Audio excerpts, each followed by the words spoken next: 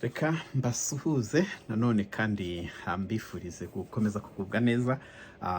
Mwe mu nkurikira muherereye mu bice bitandukanye by'isi, ndizera ko bumeze neza. Ku bantu bamwe ngira ngo burimo buregereza mu gitondo ku munsi wa kane, abandi muri mu masaha akuze, abandi bageze ku manywa bitewe n'aho uherereye, abandi bari mu ijoro.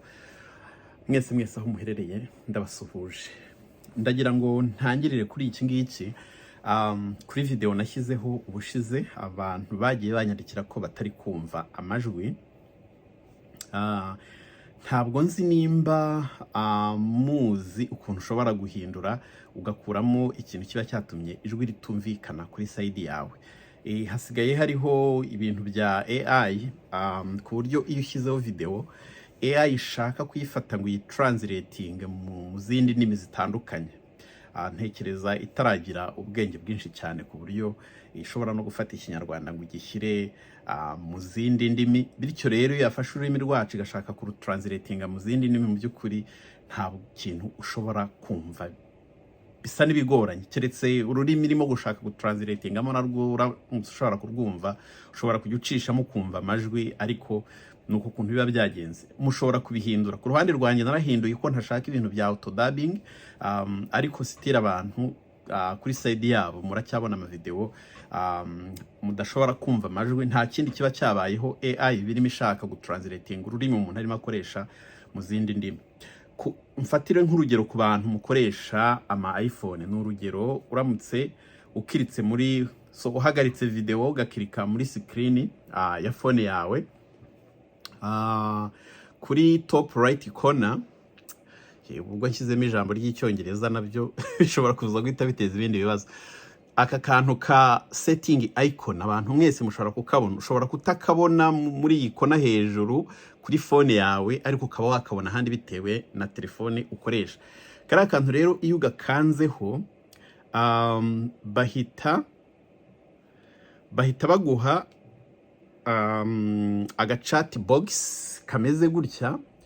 Aka gachat box ureba ahantu handitse audio track. Ubwo ari nko ku bantu bakoresha ama iPhone ushobora kuyibona nko ku murongo yenda 2 3 4, iri nko ku murongo wa 4 kuri liste handitse audio track.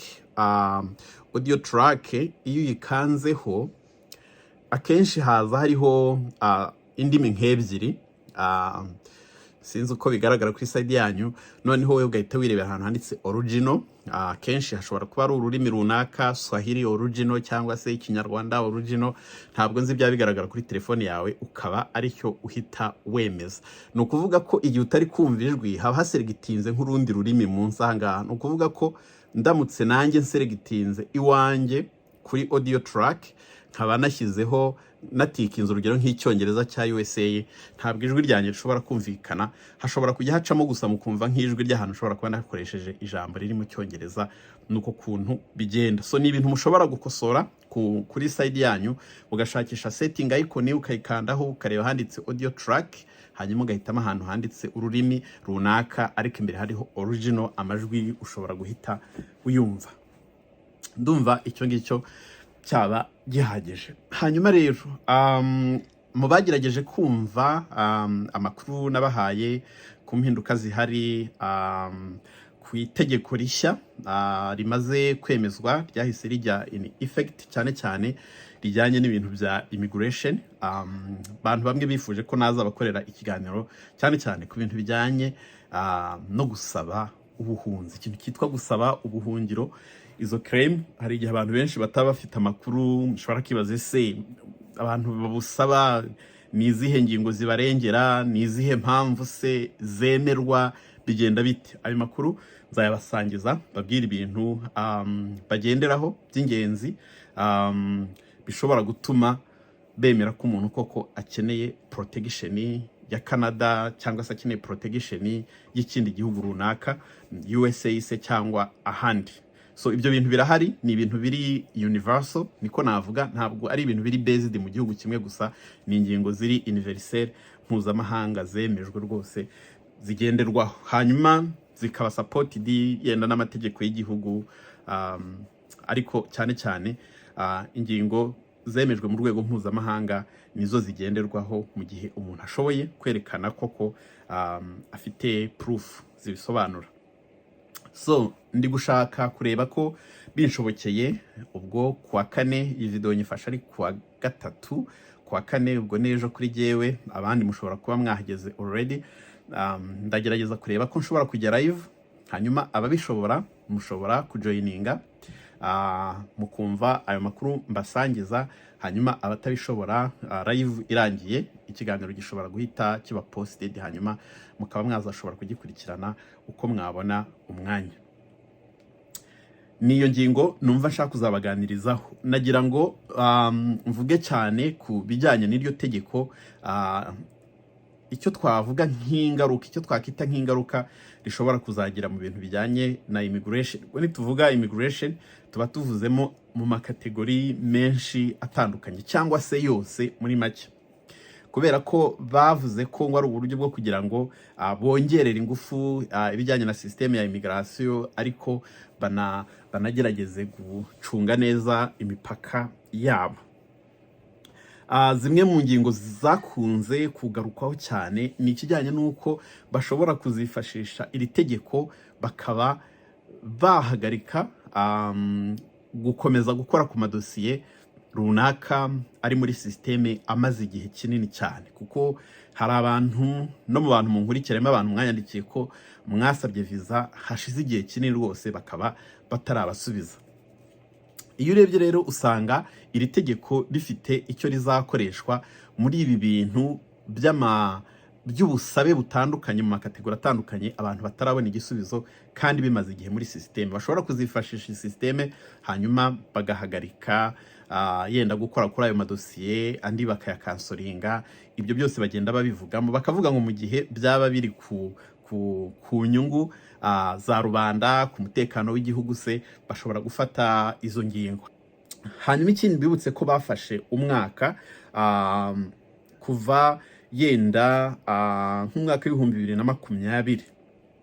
Iri tegeko rishobora kuzakoreshwa mu kuba bashobora kuba hari ama application barekeraho gukoraho yenda ashobora kuba kiri muri systeme yatanzwe mbere y'2020, ngira ngo nko mu kwezi kwa gatandatu, kuko niho bagiye bafatira ku bintu bimwe bakunze kuvugamo cyane cyane ibyerekeranye n'ubuhungiro.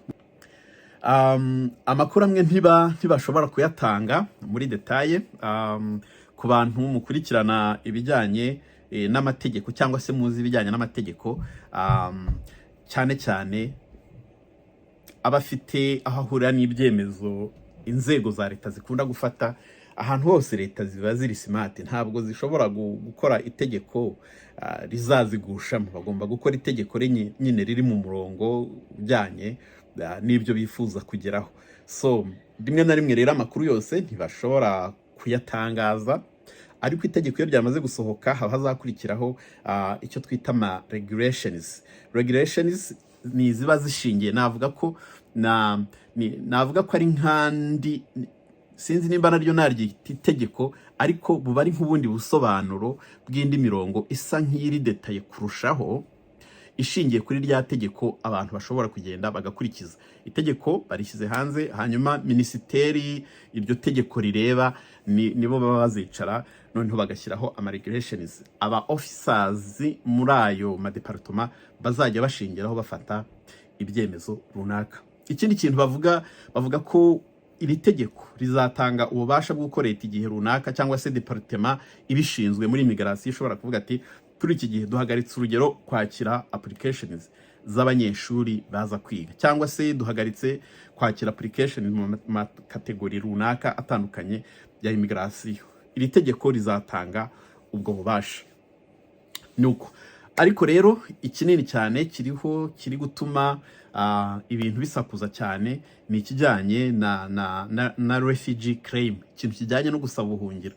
Kuko nyuma ya 2020 hari abantu benshi bashoboye kwinjira muri Canada, kandi abenshi bashoboye gusaba ubuhungiro mu buryo butandukanye, mu mpamvu zitandukanye. Mu myaka itarenze 2 naho haje izindi mpinduka zishingiye zishingiye ku gushaka kugabanya umubare w'abantu binjira mu gihugu b'abanyamahanga, cyane cyane abantu baza kwiga, international students. Ibyo rero byateye impungenge bamwe mu banyeshuri benshi, babona ko nubwo bari kwiga, yenda hari uba yaraje kwiga atekereza ko narangiza azahita ashaka uburyo yazabona inzira imwinjiza ku kubona ibyangombwa byo gutura. Hanyuma rero impinduka zitangiye kuza, bamwe batangira gutekereza ko ahari mu kuzasoza amasomo yabo bishobora kutazabemera kubona uko baguma mu gihugu. Abantu bamwe bahitamo kureka kwiga, basaba ubuhungiro. Ni ukuvuga ko umubare munini abenshi ntibaranahamagazwa ngo baze kwisobanura, dosiye zabo ziracyari muri sisiteme. Ni ukuvuga ko rero iri tegeko rifite icyo rizakora kuri ibyo bintu. Dutekereza ko abenshi bashobora kuzangirwa ku mpamvu nyine zishingiye ku byo bashyize mu itegeko. Urugero kuvuga ngo wigeze kuza muri Canada yenda nyuma ya 2020, urasohoka uragenda urongera uragaruka, ushobora kugenda ukongera ukagaruka izindi nshuro nyinshi, hanyuma ukaba wasaba ubuhungiro nyuma y'igihe kirenze umwaka uhereye igihe winjire ku butaka bwa Canada, ubusabe bwawe buzajya buhita buba rejected. Ni ukuvuga ko ntabwo dosiye yawe bazajya bayohereza mu rwego rushinzwe ibyo kwakira amadosiye y'abasaba ubuhungiro. Ikintu cyonyine umuntu azajya basigaranye nicyo nababwiyeho ushize cyitwa pre-removal risk assessment.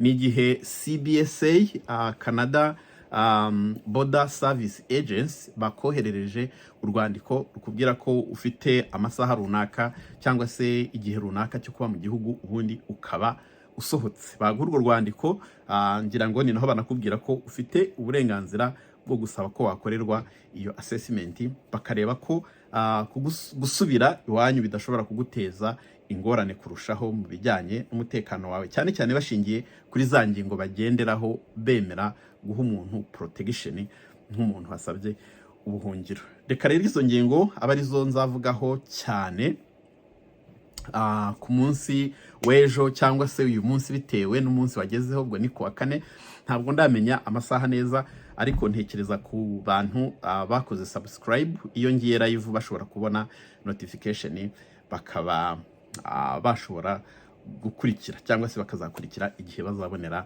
umwanya. Izo ngingo nizo nzagerageza kubaramburira, nkazitangaho ubusobanuro bushoboka, abantu bakumva uko bimeze, bakamenya n'amakuru. Naho ibijyanye rero n'iri tegeko mu zindi kategori za immigration, ubwo nabwo tuzagenda tubasangiza amakuru buhoro buhoro ku bantu bagiye babaza ibibazo bitandukanye bijyanye n'abategereje igihe kinini batarasubizwa. Nabyo nzashyiraho umwanya wo kubivugaho ku munsi w'ejo kuri live. Ubwo rero muzagerageze mushaka akanya, babishoboye tubane live. Abatazabishobora mushobora kuzareba ikiganiro kimaze kuba posted nyuma y'uko live stream irangiye. Ubundi rero ngakomeza kubifuriza kugubwa neza, hanyuma babishobora tukaza kuba turi kumwe live ku munsi wa kane, isaha ntaramenya neza, ariko ubwo ninjyaho abenshi muzahita mubibona. Mukomeze rero mugubwe neza, mukomeze kuba amahoro, nibyo mbifuriza igihe cyose. Mwebwe munkurikira aho muherereye hose, hamwe n'abanyu bose, turi kumwe. Ciao ciao.